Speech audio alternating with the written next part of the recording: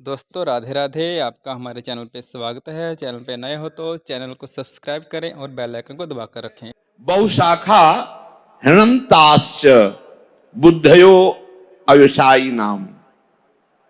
ये बहुत शाखा वाली अनंत बुद्धियां उनकी होती हैं। यहां भाव प्रभु जो प्रकट कर रहे हैं,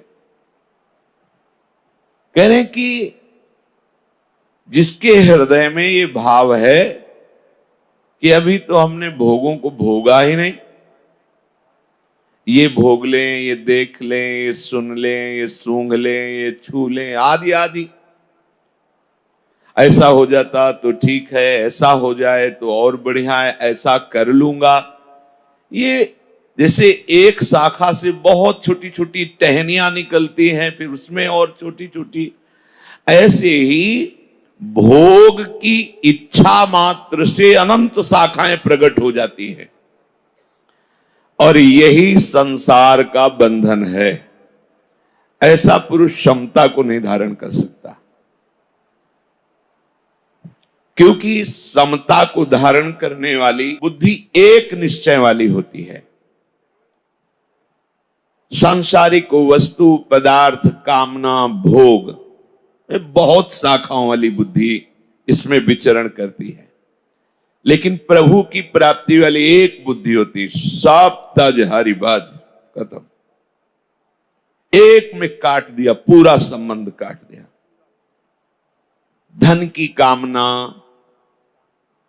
भोग की कामना, मान बढ़ाई की कामना, बहुत कामनाओं की भीड़ है, बस एक जगह से काट दिया कि मुझे प्रभु चाहिए और कुछ नहीं।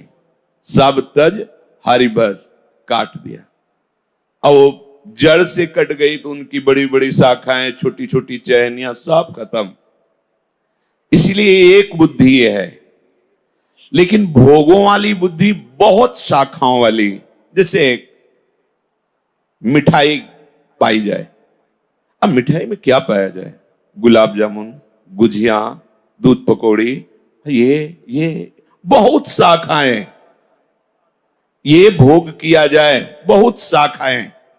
बहुशाखा हृणंताश्च बुद्धयो अव्यवसायी नाम। जिनकी भोग बुद्धि है उनकी बहुत शाखाओं वाली, बहुत शाखा। किस किस को काटे?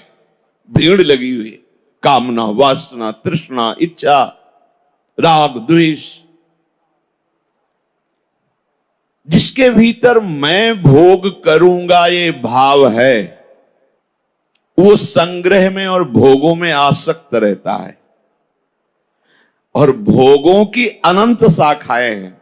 विचार करके देखो, हमें लगता है अगर ये भोग मिल जाए तो शांति हो जाएगी। भगवान कह रहे हैं, जिन्होंने रचा है, कह रहे अनंताश्च बुद्धयो अव्यवसायी नाम। अनंत शाखाएं उसकी है।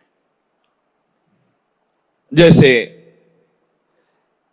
अगर सुंदर पत्नी मिल जाती और उससे एक पुत्र हो जाता, फिर बाद में सोचते कि आगे धर्म करना है, भजन करना है क्या, पर पहले एक ही ऐसा हो जाए। अब वो पत्नी सुंदर कैसे मिले? अगर बढ़िया मकान होता, गाड़ी होती, अच्छे रुपया होते, तो पत्नी बढ़िया मिल सकती थी। चलो ये सब हो गया, पत्नी मिल। अब पुत्र, वो तुम्हारे बस की बात थोड़ी। तुमने पूर्व में सुकृत किए होंगे, संस्कार होगा तो ऐसा होगा। अब पुत्र नहीं हो रहा तो डॉक्टरों के पास चलते हैं, औषधियां लेते हैं, या बड़े बड़े मंत्रवेत्ता से अनुष्ठान कराते हैं, दान पुण्य करते हैं, या चलो भाई वो सिद्ध महात्मा है, उनसे पुत्र प्राप्ति का आशीर्वाद ले लेते हैं। बहुत बहुत शाखाएं, एक एक विषय की बहुत बहुत शाखाएं। नहीं, धन तो जरूरी है ही है। धन नहीं होगा तो कुछ नहीं है। धन से ही धर्म होता है, धन से ही शरीर का पोषण होता है, और धन से ही कहीं ना कहीं ठाकुर सेवा भी होती है। धन तो जरूरी है ही है। अब धन कैसे आवे? नौकरी करें, व्यापार करें, और भी बहुत से उपाय करें, पर इनसे सही माने में धन नहीं आएगा। झूठ तो बोलना ही पड़ेगा व्यापार में, अगर झूठ नहीं बोलेंगे तो व्यापार कैसे चलेगा।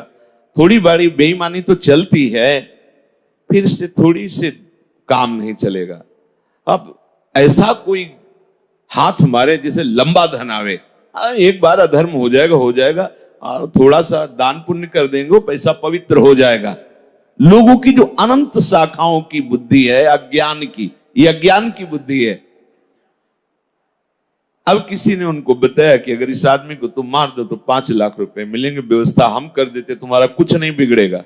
राजी हो गया। कितना अपराध पे अपराध भयंकर बनता चला जाता है।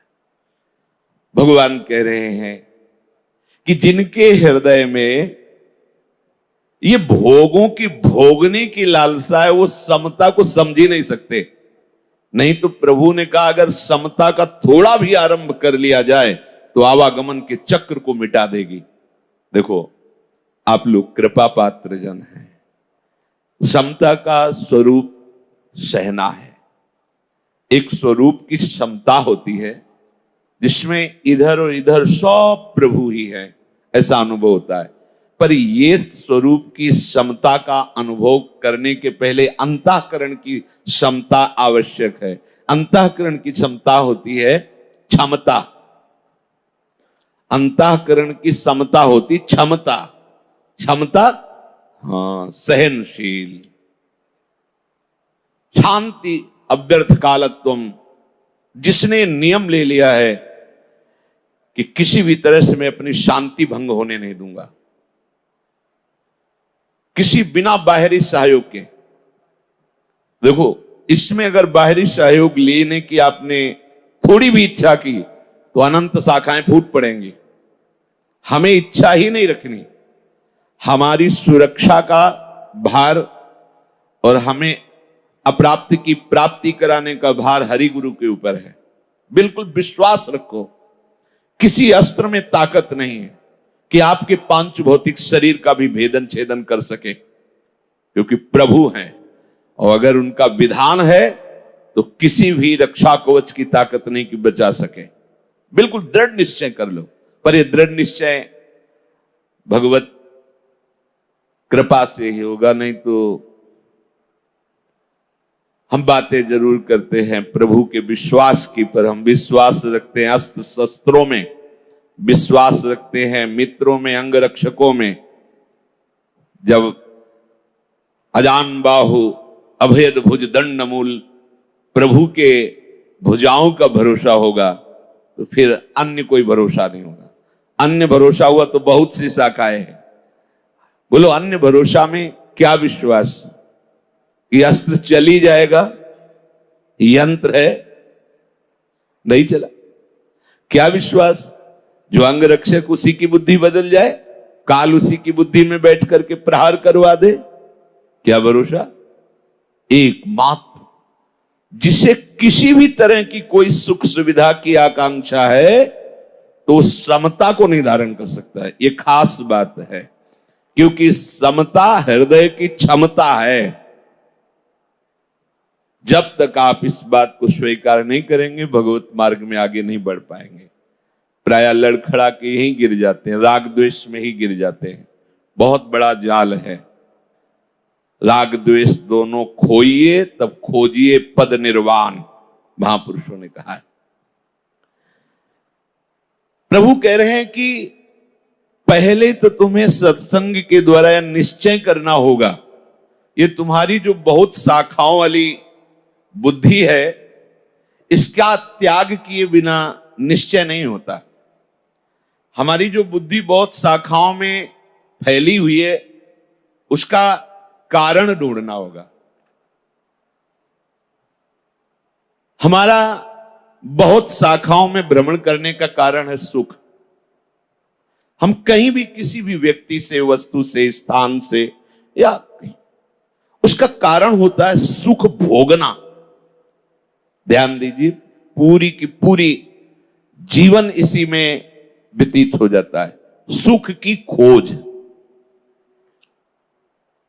और इधर सुख है नहीं।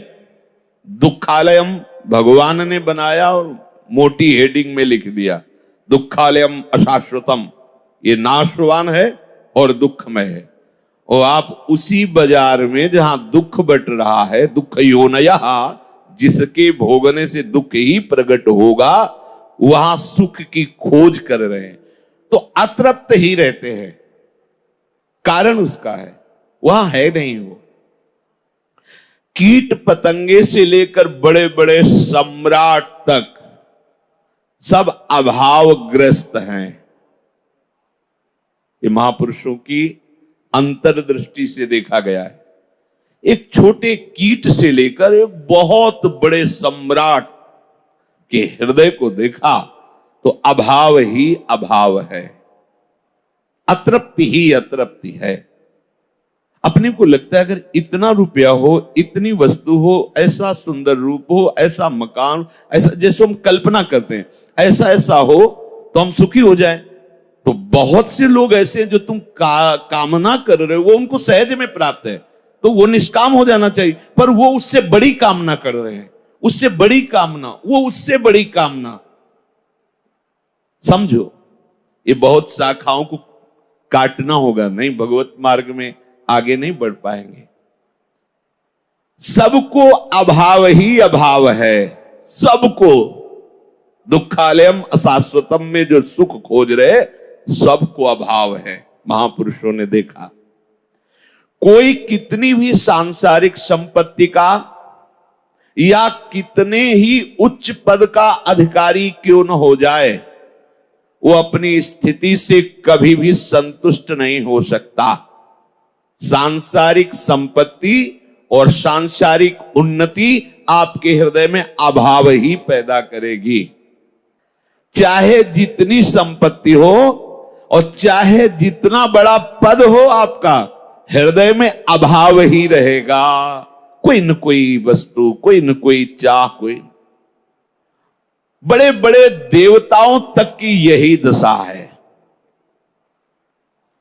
जहां अतृप्ति है, अभाव की वेदना है, चित्त अशांत है, चित्त चंचल है, वहां सुख की संभावना भी नहीं है। अशांतस्य कुतः सुखम। बहुत चंचल चित्त है, ये करूं कि ये करूं, ये भोगूं कि ये भोगूं, ऐसा हो जाता वैसा हो जाता, अशांत चित्त है। और हमारा शास्त्र कहता है अशांतस्य कुतः सुखम। जो अशांत है वो सुखी कैसे हो सकता है। ये अतृप्ति बढ़ती ही रहेगी, तब तक नहीं मिट सकती जब तक ऐसी वस्तु प्राप्त हो जाए जिसके प्राप्त होने के बाद कुछ प्राप्त करना बाकी नहीं रहता, जिसको जान लेने के बाद कुछ जानना बाकी नहीं रहता।